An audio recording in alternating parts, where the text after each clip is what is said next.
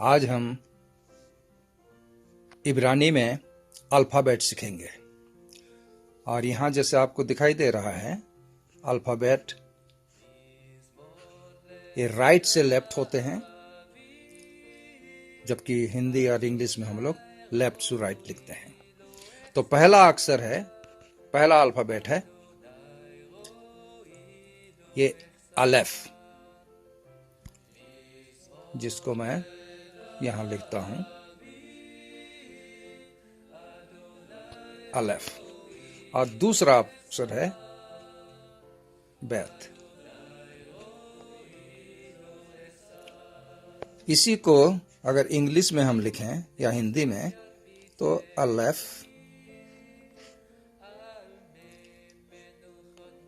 ये लेफ्ट से लिख रहा हूं, उसको मैं राइट से लिखा था।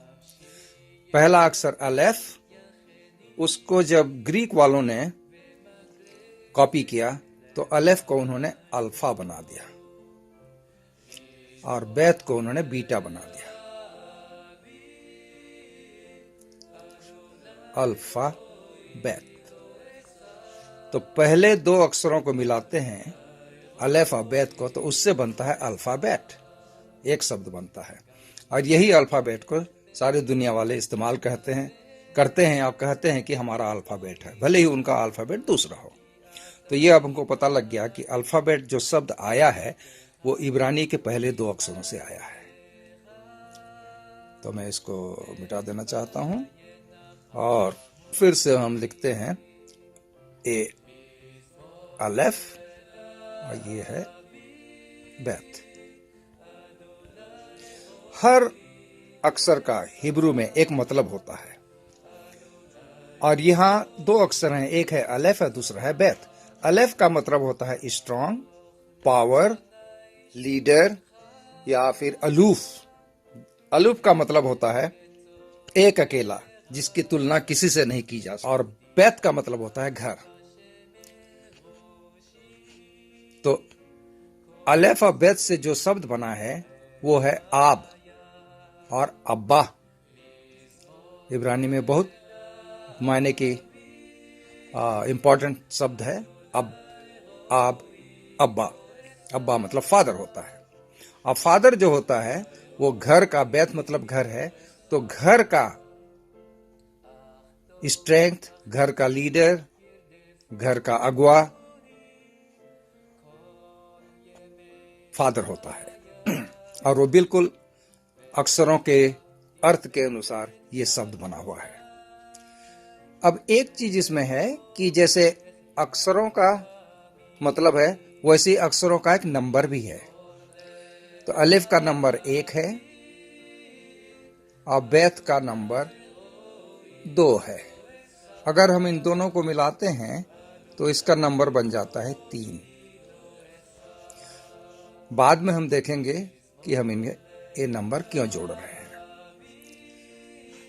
वैसे ही अगर हम अम्मा लिखें तो उसका भी अलेफ, पहला अक्षर अलेफ, और फिर दूसरा ब तो नहीं होगा, मां, तो ये मां, मिम, ये 13वां अक्षर है मिम। तो ये हो गया एम या अम्मा। और इसका अगर हम नंबर लगाते हैं तो अलीफ का 1 हो गया और मीम का हो गया 40। 40 इसलिए कि 1 से 9 तक इकाई है, 1 से 9 तक इकाई नंबर है, फिर 10 के बाद 10, 20, 30, 40, 50 ये दहाई नंबर होते हैं, और फिर 100 के बाद 100, 200, 300, 400। तो इसलिए भले ये 13वां नंबर है, 10, 11, 12, 13, लेकिन यहाँ 20, 30, 40, इसलिए इसका नंबर 40 हुआ। और अगर हम इसको जोड़ते हैं 40 और 1 को तो ये बनता है 41, 41। और अगर अब्बा और अम्मा दोनों को जोड़ते हैं तो ये बनता है 44, और एक खास नंबर है 44, उसको हम बाद में देखेंगे।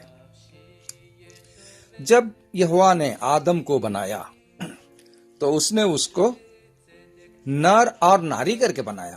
आदम और हवा को। तो नर को कहते हैं ईस और नारी को कहते हैं ईसा। तो जब ईस लिखेंगे तो उसका स्पेलिंग है अलेफ, वही पहला अक्षर अलेफ, और योद 10वां नंबर है योद, और शिन ये 21वां नंबर है, तो वे ईस हो गया। और अगर हम ईसा लिखें नारी को तो उसका स्पेलिंग भी वही है, अलेफ है, फिर उसमें सीन है, और एक 5वां अक्षर है ये हे, तो उसमें हे है, ईसा। अब हमको एक पहले अब्बा अम्मा दो अक्षरों से बने थे, ईस और ईसा 3 अक्षरों से बने हैं। इन 3 अक्षरों में 2 अक्षर कॉमन है, अलेफ और अलेफ दोनों में है, शिन और शिन ये दोनों में है, लेकिन एक तीसरा अक्षर है ईस में, वो है योद, वो है योद। और ईसा में एक तीसरा अक्षर है, वो है हे। तो अगर उसको हम दोनों को निकालते हैं और जोड़ते हैं तो उससे एक अलग शब्द बनता है, और वो शब्द है याह। ये यहोवा का नाम है, और ईस और ईसा में यहोवा बसा हुआ है। और उसका सीधा सरल तरीका है जानने का कि ईस में आदम है। आदम को जब यहोवा ने बनाया तो अपने हाथों से बनाया, तो योद जो होता है उसको बोलते हैं हाथ, इब्रानी में उसको याद कहते हैं। तो आप याद कर लिए, याद मतलब होता है हाथ, और उसको कहते हैं योद। और हे का मतलब होता है सांस, स्पिरिट, आत्मा या ब्रेथ। तो उसको अपने हाथों से बनाया यहोवा ने ईस को, और उसमें अपना सांस भर दिया, हे, अपना हे डाल दिया, तब वो जीता जागता प्राणी बन गया। तो योद और हे ये है यहोवा का नाम। तो आदम और हवा में यहोवा बसा हुआ है, और जब तक उनमें योद और हे है, आपस में वो लोग मिलके रहते हैं, आशीषित होते हैं, फलते फूलते हैं, और फिर यहोवा उनको एक औलाद देता है। और औलाद को इब्रानी में कहते हैं एलेद, और एलेद की स्पेलिंग है योद और लमेद, और दलेत ये चौथा अक्षर है। तो पहला अक्षर है योद 10वां नंबर, लमेद है 12वां नंबर जिसका नंबर होता है 30, और दलेत है चौथा नंबर। तो दलेत का हो गया 4, और लमेद का हो गया 30, और योद का हो गया 10। अगर इन तीनों को जोड़ते हैं 10 और 30 40, और 4 44, देख रहे हैं आप। तो औलाद में अब्बा और अम्मा का खून होता है, और अब्बा बड़े घमंड के साथ कहता है कि ये औलाद में मेरा खून है। तो अब्बा अम्मा एलेद इस सबों का नंबर 44 हो रहा है। अब 44 जो नंबर है उसको देखते हैं कि ये एक्चुअल है क्या, क्योंकि औलाद में अब्बा अम्मा दोनों का खून होता है। तो खून को क्या कहते हैं इब्रानी में, उसे देखते हैं। खून को कहते हैं दम, उसको लिखते हैं दलेत, चौथा अक्षर है द, और मिम 13वां अक्षर है मिम, सो म। तो ये हो गया दम। दम का हो गया 4, और मीम का हो गया 40। अगर दोनों को मिलाते हैं तो 44, 44। देख रहे हैं आप। अब्बा और अम्मा का भी 44 है, येलेद औलाद का भी 44 है, और दम का भी 44 है। और अब्बा अम्मा में के खून से औलाद पैदा होता है और खून का नंबर भी 44 है। तो ये दम जो है एक बहुत बड़ा शब्द है और बहुत इंपॉर्टेंट शब्द है। इसी से आदम की उत्पत्ति हुई थी और उसमें खून आया था। तो मैं बाकी सबको मिटा देता हूं और केवल अभी हम दम को बचा के रखते हैं। ये दलेत है, चौथा अक्षर, और ये मीम है। दम, दम को कहते हैं खून। इस दम में अगर मैं पहला अक्षर अलेफ को मिला देता हूं, क्योंकि हम अलेफ से शुरुआत किए थे, अब्बा अम्मा में भी अलेफ है, ईस और ईसा में भी अलेफ है, तो दम में अगर अलेफ जोड़ देते हैं तो ये बन जाता है एक नया शब्द, और वो है आदम। आदम 3 अक्षरों का शब्द है, लेकिन इसमें 3 शब्द भी जुड़े हुए हैं। एक तो दम है, आखिरी 2 अक्षर हो गए दम, दम मतलब होता है खून, और पहला 2 अक्षर है आद, आद मतलब होता है एयर या हवा या ब्रेथ, और तीसरा शब्द है आदम। तो आदम 3 अक्षरों का शब्द है, लेकिन इसमें 3 शब्द भी छिपे हुए हैं। आदम एक है, आद एक है और दम एक है। और यहोवा ने जब आदम को बनाया तो यहोवा ने उसमें उसने मिट्टी से आदम को लिया। तो आदम में एक और अक्षर मैं जोड़ रहा हूं, ये 5वां अक्षर है, वो है हे। हे, अब ये आदम जो है वो अदमा बन गया। अदमा को कहते हैं मिट्टी। मिट्टी से यहोवा ने आदम को लिया, आदम को बनाया। तो उसने मिट्टी लिया और उसने एक पुतला बनाया, और उस पुतले के नथनों पे उसने अपनी आद, अपनी आत्मा या अपनी हवा, अपनी ब्रेथ, अपनी सांस डाल दी। तो आदम एक जीवता जागता आदमी बन गया। जब इस पुतले में यहोवा ने अपनी आद, अपनी सांस डाली, तो इसमें खून बहने लगा और वो जीवता जागता प्राणी बन गया।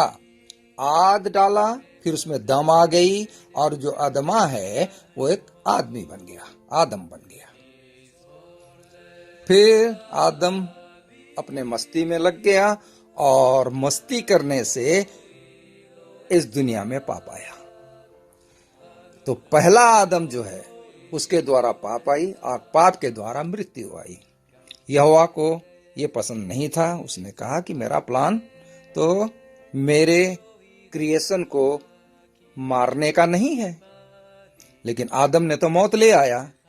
कोई बात नहीं, अब मैं एक आखिरी आदम बनाता हूं। जो ये मौत जिस आदम के द्वारा आई है, उस मौत को आखिरी आदम जो है, पहला आदम के मौत को आखिरी आदम जो है वो अपने ऊपर ले लेगा, और इस प्रकार से मेरे बनाए हुए आदमी बच जाएंगे।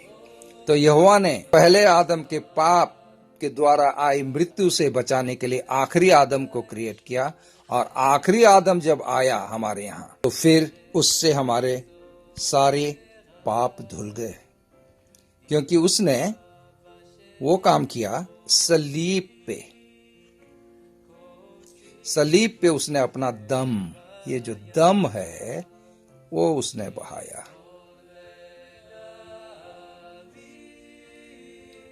सलीब पे उसने अपना दम बहा दिया, और उसके दम बहने से हमारे पाप धुल गए। जब आदम, आखिरी आदम, पहले आदम के द्वारा जो मौत आई थी, उसको